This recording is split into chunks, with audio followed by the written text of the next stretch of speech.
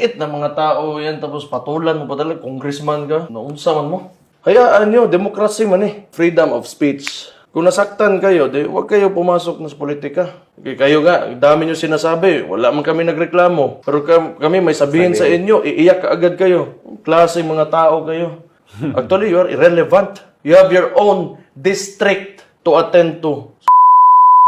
Yung mga allegations nyo sa mga tao na ito, it should end there. Huwag nyo na ipatawag doon sa Congress. Kasi may allegation naman kaya kayo. And then let the people decide kung may makikinig sa inyo. So ginagawa nyo kasi, pinakita nyo lang na nakikinig talaga yung mga tao sa kanila because they're saying something of significance. Kaya kayo, maghanap kayo ng paraan para pakinggan kayo ng tao. Hindi talaga yung pakinggan kasi there are, recorded footage of you doon sa panahon ni PRD. Iba yung statement mo. Ngayon, anti-drugs, anti-Duterte, pro-Duterte. Ngayon, wala ka kasing clear position. That's why people will not believe you. Wala, mga kiss-ass politicians kasi kayo. That's why. People who want to educate people, they want to, open up a discussion. I think it's been valid ever since. Ayaw na lang kasi na hindi kayo pinapakinggan, sila pinapakinggan. Kawawa naman kayo.